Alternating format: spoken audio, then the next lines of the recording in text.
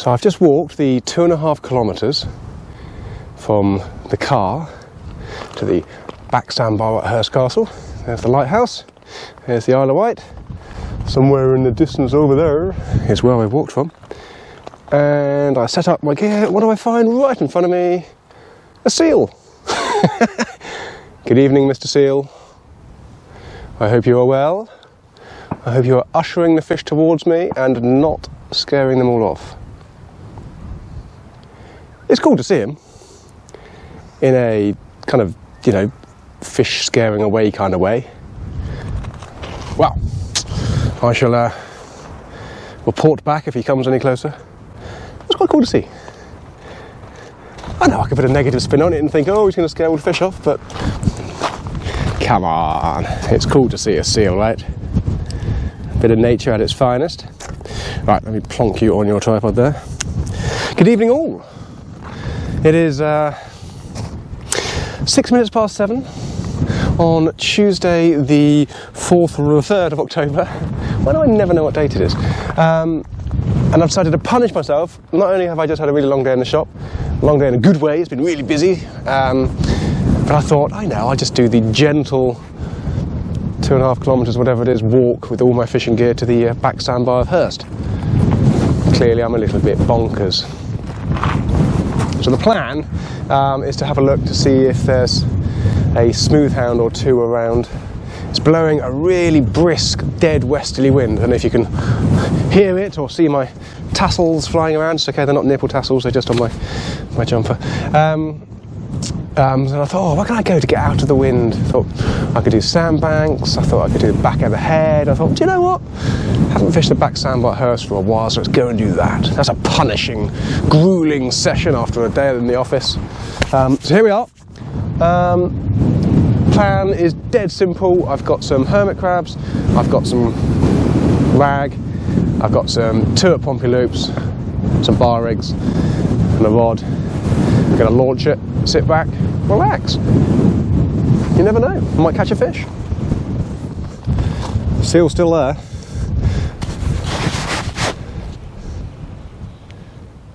Did anybody watch Wayne's video where he hooked the seal? That was bizarre. Thankfully the seal was fine, by the way. Let me turn my light up, see if you can actually... oh no, it's gone now, look. Okay. Seems to be getting closer. Coming to have a look at me, I think.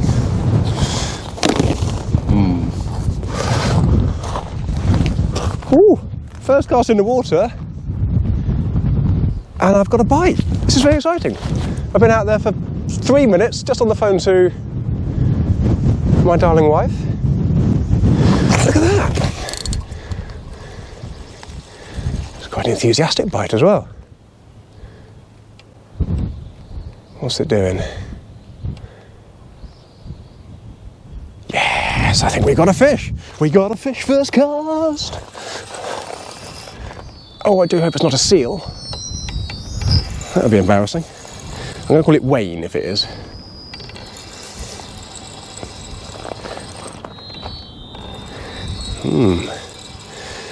I must admit, in my haste, in my enthusiasm to get a bait in the water, I literally just threw on a ragworm and chucked it out.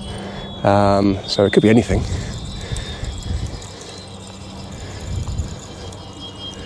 Judging by the way it's coming in, it's no record breaker.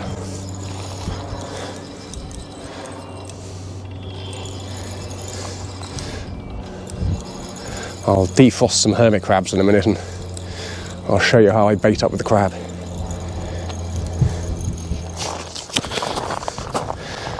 It's not a bass, it's a hound.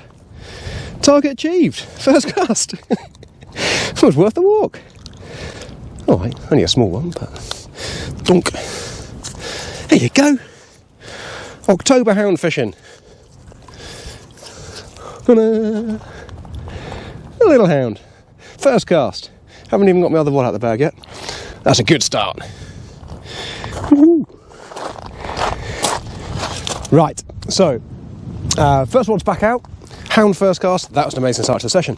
I've got my second rod out. No, I haven't got my second rod ready. My rig's here. And oh, hold on, I thought I got another bite. What's going on here? Let me just turn you around. Probably can't see anything in the gloom, can we? Just drop me right back again. Excuse me, Mr. Fish, I'm trying to do a baiting demonstration. Would you mind coming back in a minute?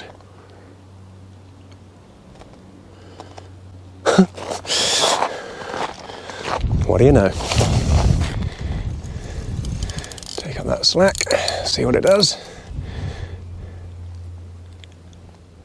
Well, not a huge amount, but it was definitely a bite. Or shall I bring it in, or shall I carry on with the demonstration? Oh, I don't know. Ooh, so indecisive.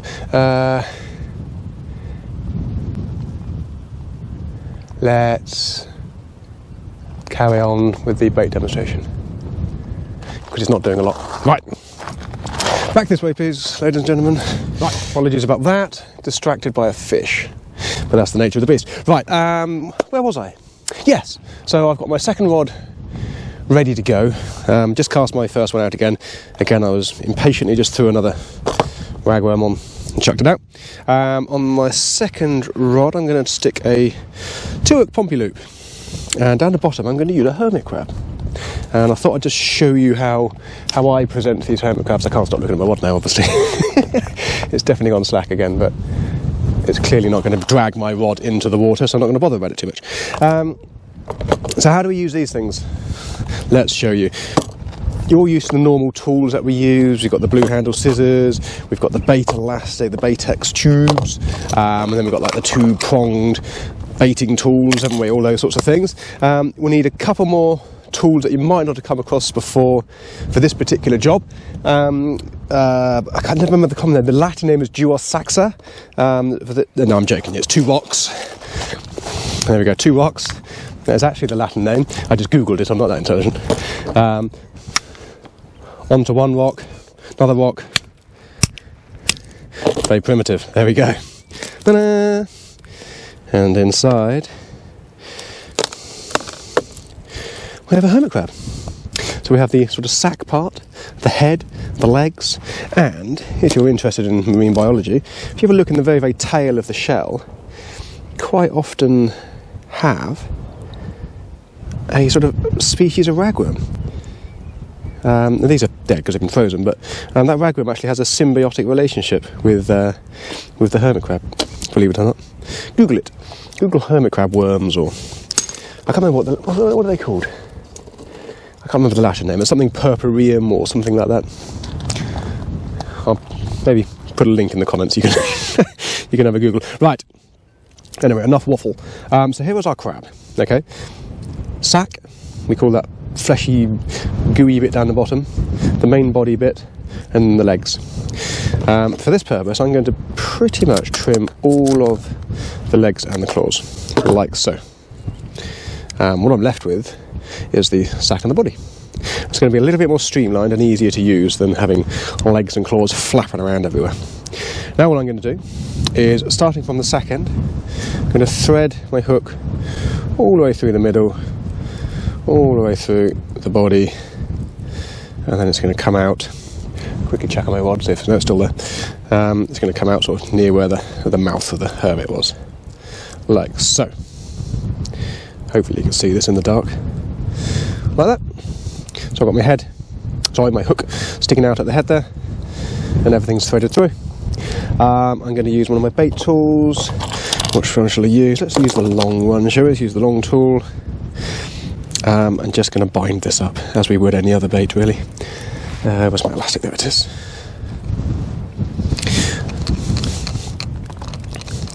Just sort of hold it all in place. I do get through tons and tons of bait elastic for the course of a year. When you're whipping the sack part, the body part, just go really lightly. Don't pull too tight, because that will just cut into it and pop it. And then on the head part you can pull a little bit tighter because that's hard. Harder sort of shell. Rod's still there, don't panic. Right, couple of metres of that. Slide your tool out. Which is one of my favourite euphemisms. And there we go. we have a perfectly presented hermit crab. As it happens, I have a pennel at the bottom of this one, probably because when I tied this I had rays in mind. So I'm just going to hook that pennel hook like so. There we go. So we have one nicely presented hermit crab. Really easy to use hermits, they really are. Cheaper and more readily available than peeler crab. That's a bonus. Hounds love them, bass love them, gillhead bream love them, cod love them. It's cod season, isn't it? Black lug and hermit crab. That's a winning combination. What should I put? I'm just going to put a ragworm, I think, on the other hook, seeing as I'm being greedy and using two hooks.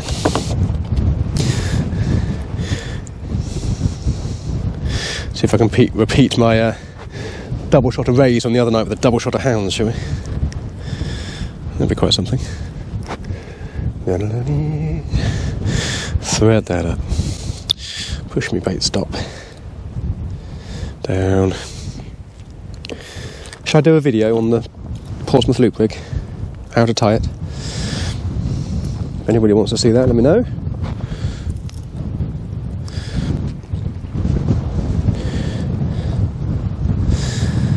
I'll do it in daylight and everything, so you can actually see what I'm doing.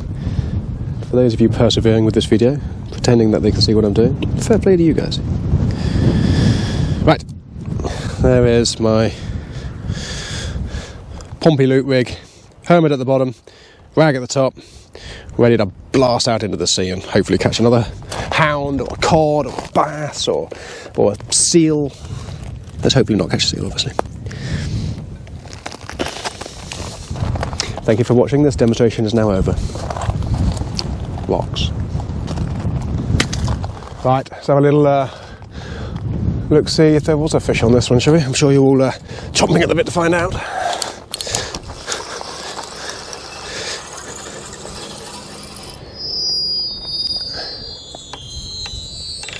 Oh, I can hear that whistling. You see it's windy. Well, you can hear it's windy, sorry.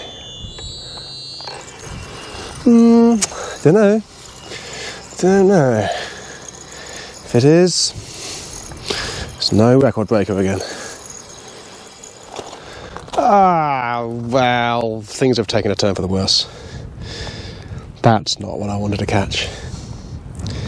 Still, I was going to say at least it's a fish, but no, I just would rather have not caught it, if I'm honest. Oh well, 2 fish and 2 casts, and 1 trashed rig.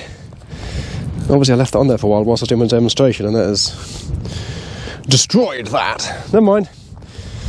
Let's get a new one out. What am I in again, peeps? As you can probably see, I haven't actually got my other rod back out. I'm just baiting up another rig. This one's just gone off. Something having a chew. I'm on that slack bottom of tide, which is a little favourite time for those congers. They don't like it when the tide's pulling. But when there's no tide at all, they can come out and have a mooch around and eat everything. It's done exactly the same as that last cast. Good pull round, drop back, slack line, tighten down onto it, nothing. Which fills me with fear and dread as another snotty eel. Tell you what, I'm going to get that rig baited up, get this rod back in, and then we shall have a look, see what it was. Oh, there we go. Ooh, that's a better bite.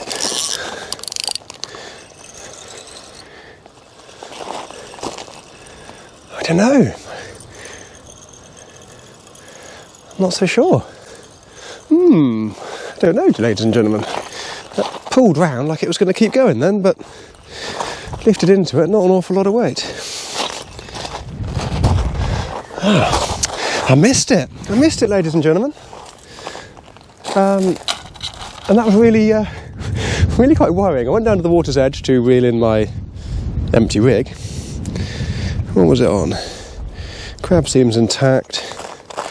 Rag is, yeah, on the rags. There could have been another one of those hounds, but who knows? Anyway, missed that one, amateur hour. Anyway, walked down to the water's edge, headlights on, 2 green eyes staring back at me, hissing. I'm actually a little bit nervous about that. It's a big seal. He obviously doesn't want me to be here because he's having a good old hiss and a moan about it.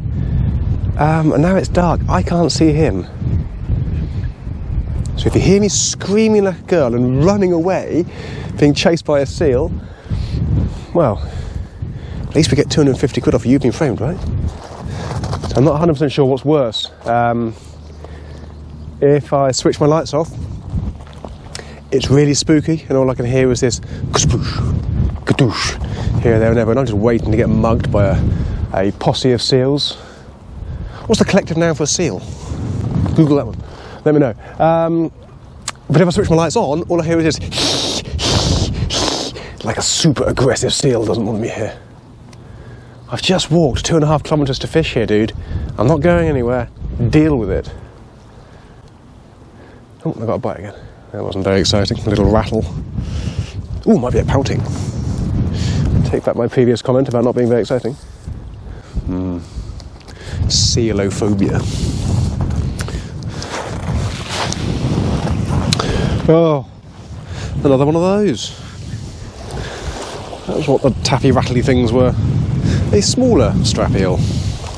Desperately trying to control my excitement here.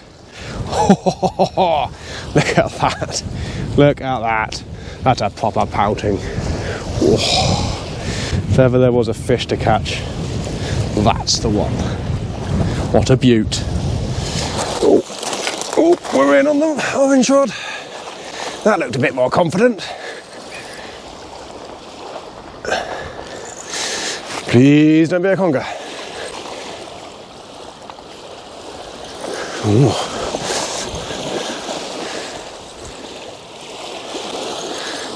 Could be an even bigger pouting. I think a little bit of wee would come out if it was. Another hound. Again, not a giant, but loads of fun. They're great, hard, scrappy things. That fell to the hermit, that one, so I'm glad I brought those with me. Yeah, 2 hounds, a couple of horrible eels, and a beautiful pout. That's not a bad session so far. Happy with that. Whee. Well, just had a sort of a half-hour period of a few sort of knocks and rattles and dinks and donks and not a lot. I just caught a little pouting. You know how much I love these things. But yeah, it's just a little bit quieter since that second hound. The good news is I haven't been attacked and murdered by a seal. In fact, I haven't seen it or heard it for sort of 45 minutes or so now, so I'm a little less scared than I was. Not that I'm scared, obviously, being a big butch man and yeah, no, I'm scared. Well, that's just about the smallest conger eel I have ever caught in my life. It's not that dissimilar to the size of the ragworms I've been using. Well, there we go. So that's probably going to be the last fish of my session. Started off well, didn't it? A little smooth down first cast. That's what I came up, I feel. I thought I'll see if I can wangle a hound or two before the cold weather kicks in. Chuck that little eel back quickly. Yeah, started off well. Hound on the first cast. Then a couple of strap eels. Then another hound. Or a pout, or 2 pouting. But, you know, wasn't the most exciting session ever. But it's got me out. I've got some good exercise. I've now got a half-hour walk back with all my gear along Shingle to look forward to. Maybe I just sleep here tonight. Do you think I could get a helicopter to come pick me up? Anybody own a helicopter?